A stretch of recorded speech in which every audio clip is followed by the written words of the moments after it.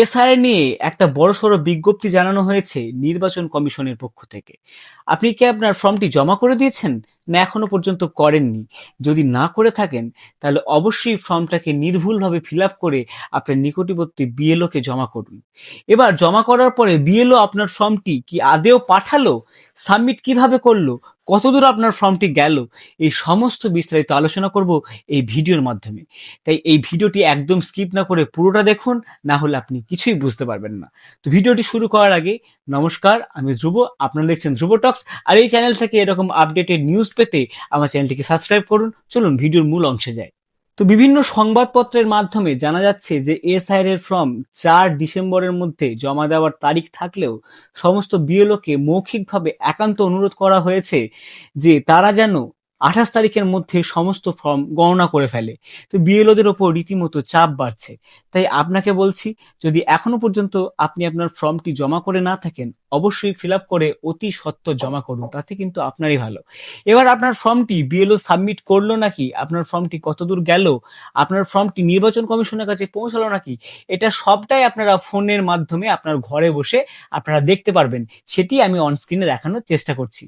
আপনি যদি ইতিমধ্যে আপনার এসআইআর ফর্মটি ফিল আপ করে থাকেন, তাহলে বিএলও আপনার নামটি নির্বাচন কমিশনকে পাঠালো কি না, কেমন করে আপলোড করলো, এইসব দেখার জন্য প্রথমে আপনাকে ক্রোম ব্রাউজারটি ওপেন করে নিতে হবে এবং এটির পরে আপনাকে সার্চ করে নিতে হবে eci.gov.in। দেখুন, এটা ইলেকশন কমিশন অফ ইন্ডিয়ার অফিসিয়াল ওয়েবসাইট। তো এই জায়গাটায় গিয়ে আপনাকে কিন্তু এটা সার্চ করে নিতে হবে। সার্চ করে নেওয়ার পরে এরকম একটি ইন্টারফেস দেখুন খুলছে। দেখুন লেখা আছে ইলেকশন কমিশন অফ ইন্ডিয়া। আর একটু নিচে গেলে দেখুন লেখা আছে ফিল ইনঅমিনেশন ফর্ম বলে দেখুন এসআইআর 2026 দেখুন লেখা আছে। তো এইখানে আপনাকে ক্লিক করতে হবে মূলত। তো ক্লিক করার পরে আর একটা পেজ খুলে যাবে। তো পেজ খুলে যাওয়ার পরে এবার একটু ওপর দিকে চলে যাবেন, দেখবেন লেখা আছে লগ ইন আর সাইন আপ। এবার যদি আপনারা ইতিমধ্যে আগেই যদি লগ ইন করে থাকেন, তাহলে লগ ইনে ক্লিক করবেন। লগ ইনে ক্লিক করার পরে দেখুন এখানে আপনাদের মোবাইল নাম্বার চাইছে। তো মোবাইল নাম্বার দেবেন, নিচে এখানে ক্যাপচার চাইছে। ক্যাপচারটা লিখে আপনারা জাস্ট ওটিপি পাঠিয়ে কিন্তু সরাসরি লগ ইন করে নিতে পারবেন। এবার যদি লগ ইন না করা থাকে, তাহলে তখন আপনারা নতুনভাবে সাইন আপে ক্লিক করবেন। সাইন আপে ক্লিক করার পরে একটা পেজ ওপেন হবে। পেজ ওপেন হয়ে যাওয়ার পরে এখানে আপনাদের ফোন নাম্বার চাইছে, ফোন নাম্বারের পরে ইমেল অ্যাড্রেস চাইছে, তারপর একটা ক্যাপচার কোড চাইছে। এই সমস্ত কিছু ফিল আপ করে আপনার কন্টিনিউ কিন্তু ক্লিক করবেন। আর সাইন আপ করা হয়ে গেলেই কিন্তু আপনারা লগ ইন অপশানে গিয়ে আপনাদের পোর্টালটি লগ ইন করে নেবেন।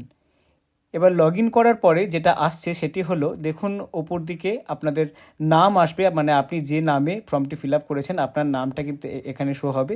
ব্যক্তিগত কারণে আমি হাইড করলাম।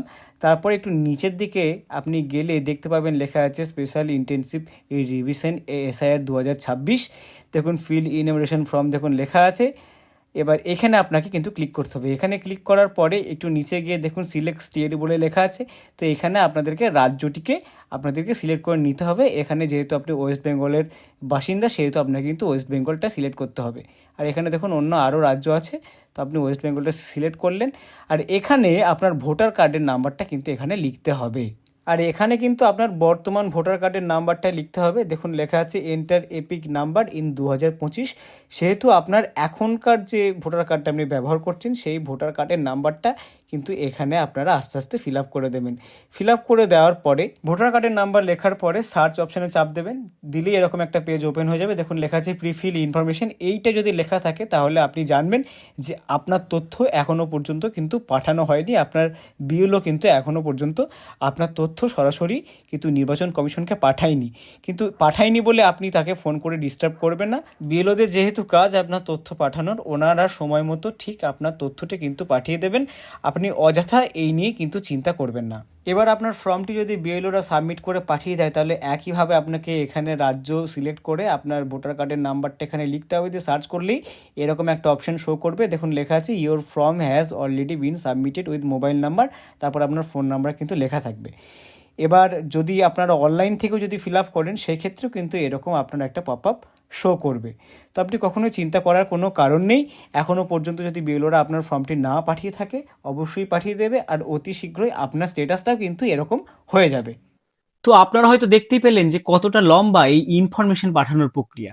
তাই আপনাকে বারবার বলবো, এই সমস্ত কাজ যেহেতু আপনার বিএলওরা করছেন, আর বিএলওদের উপরে যেহেতু এত মানুষের চাপ আছে, তাই এখনো পর্যন্ত যদি আপনি আপনার ফর্মটি ফিল আপ করে আপনার বিএলওকে জমা না দেন, তাহলে বলবো অতি সত্বর ভালো করে ফর্মটি নির্ভুলভাবে ফিল আপ করে সেটি আপনার বিএলওকে জমা করুন।